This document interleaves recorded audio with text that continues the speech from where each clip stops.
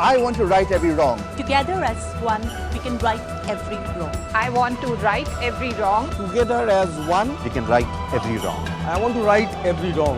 And together as one, we all can right every wrong. I want to right every wrong. Together as one, we can right every wrong. I want to right every wrong, and together as one, we can right every wrong. I want to right every wrong. And together as one, we can right every wrong. I want to right every wrong. Together as one, we can right every wrong.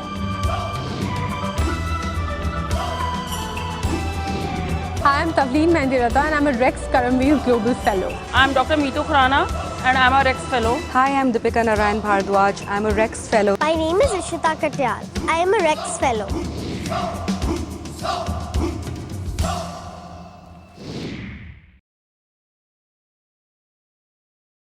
May I call upon Rahul Verghese to please come on next stage. Rahul is going to speak about empowering rights step by step. Good afternoon, namaskar. Lovely to be here, and I'm going to be talking about empowering rights step by step, because actually that's something that we're engaged with at this point in time from my earlier job, which was in the corporate world. A few years ago, I switched gears and started a company focused on promoting running. People said, so what are you going to do? And so I said, well, actually we want to be in the business of getting 200 million people to start running. So, well, I can understand you want to get people to start running, but it's 200 million people, how are you going to measure this? So actually, not going to measure it. That 200 million people just think differently. And I think that's what keeps challenging us, that's what keeps motivating us to just be that beacon of light over there, way out of reach, but something that we always look forward to. And a lot of speakers both today and yesterday have talked about the enormous challenges that we face as a society, some of the things that have been done, are being done, and the challenges remain. And there's a lot of resolution, and we keep moving towards resolution. And I think there's a phenomenal amount of great stuff that's being done there. What I'm going to talk about is the empowerment of self.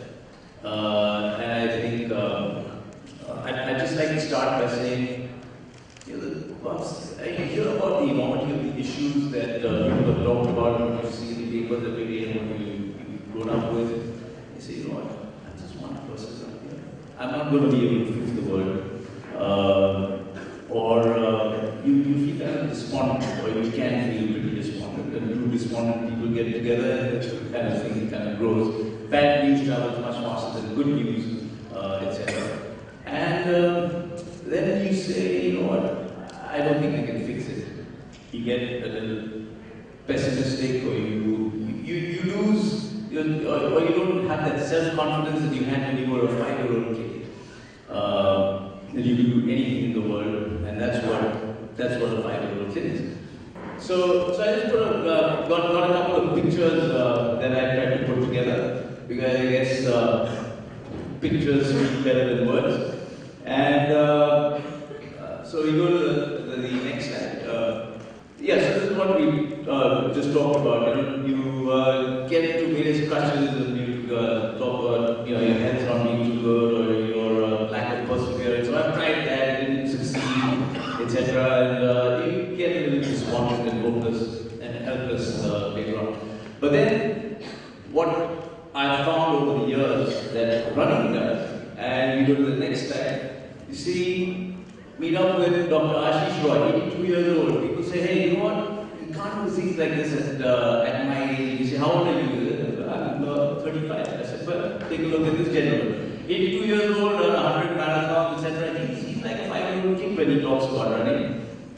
And it's great for the health, great for the heart, great for so I don't want to go into all the different benefits of running here. But you say, it is great for the bones, it's great for the joints, and all sorts of other things which are well documented. And so if you've got a health-related issue which is kind of holding you back, think about something like this to get you to think positive, and think about empowering yourself to think about what the issues that you've got to face.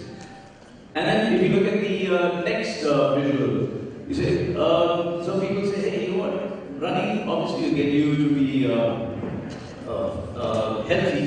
You say, you know, health is like table stakes. It gets you to be fit and it gets you way beyond. So this is Sanjeev Dutta, who used to be a really nice, hunky, 94 kilos, and over a couple of years, he got into being a 63-kilo, proud father of a daughter that he could now pick up, and he was really into weeping because he was tired when he was picking up his newborn daughter, and that's what actually triggered him to start exercising and running, etc., etc.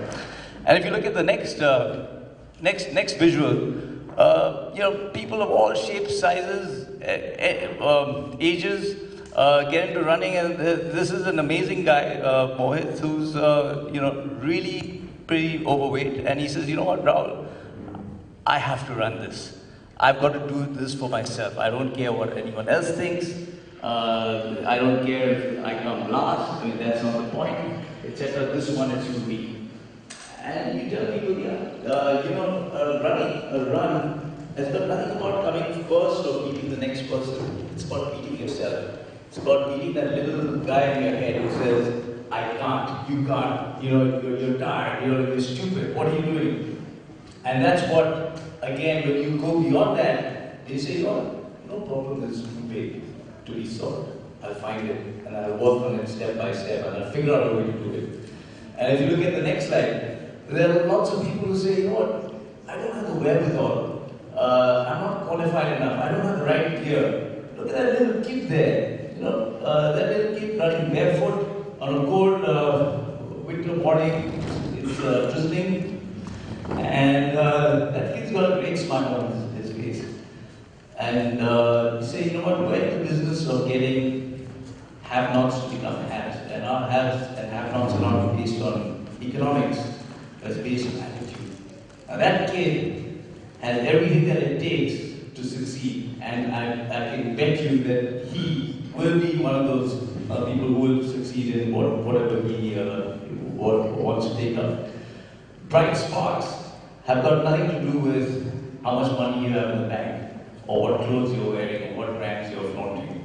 It's got to do with what's in your heart, and I think everyone has that capability of getting that potential unleashed. It's not that twins, one's a brilliant person, one's a doctor. Hey, you know what? They both will flower. One maybe has flowered earlier, one maybe will flower later. But it's talking about what you have rather than what you don't have. And we go to the next visual.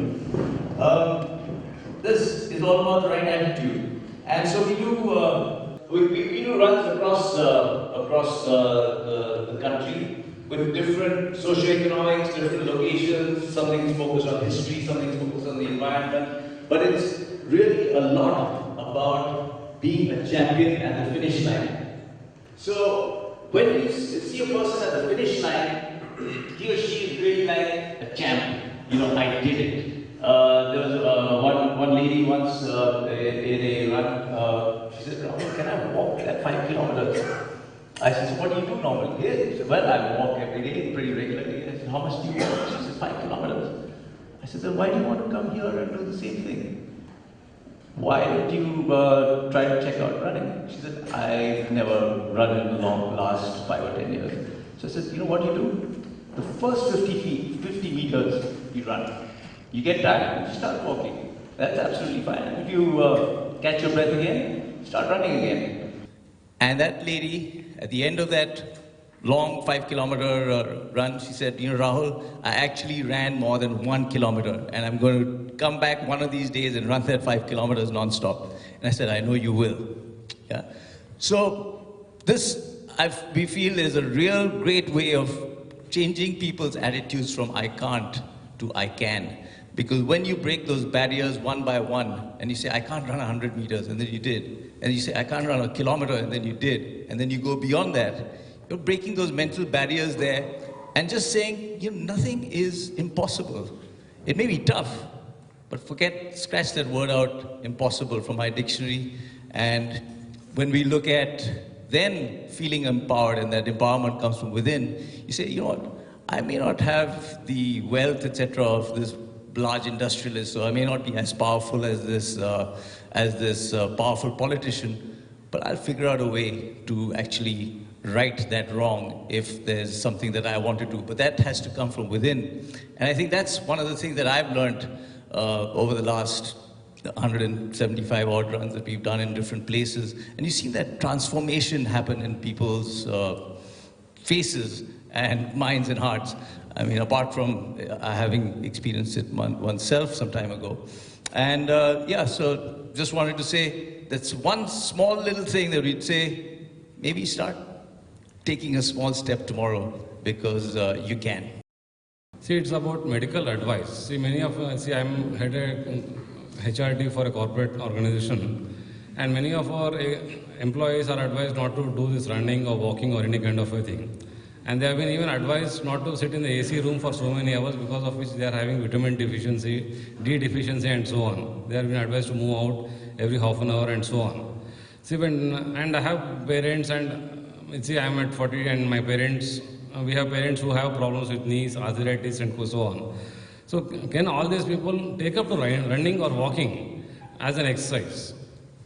Very good question, because that's something that gets asked by everyone, right? Because that's the first thing that you've got to say. Do you have a serious issue where the doctors have told you you've got maybe a severe skeletal problem, or you've got exceedingly weak bones, and therefore, you know, you've got some issues or the other, so you've got to avoid any form of physical activity, or it's something that is going to be tough for you to do because of the way you are. But otherwise, for everyone else, it's absolutely fine. There's reams, and the good thing about running is there's reams and reams of data on studies that have been done across continents, across the last 50 years, and longitudinal studies amongst people who are heavy runners, light runners, non-runners, non-walkers, etc., where you find that running is good for the bones, it's good for osteoporosis, good for osteoarthritis, it's good for the joints, typical issues that people have a little worries about. Yeah, if you're overweight, you're obese, you haven't exercised in a long while, you're not going to be asked to run a 20-mile race the next day. That's absolutely stupid, right? But you say start walking. Then once you're comfortable with walking, you say do some brisk walking. Then once you're comfortable with some brisk walking, you say add some little bit of running into your walking. Run from here to that lamppost, here to that tree, etc., etc. And then you get into an appropriate training program which will make sure you get better and better. So you may not become an Olympian, but you'll be better than what you were yesterday. And that's the whole point. You just reminded me of an incident which happened when I was in school.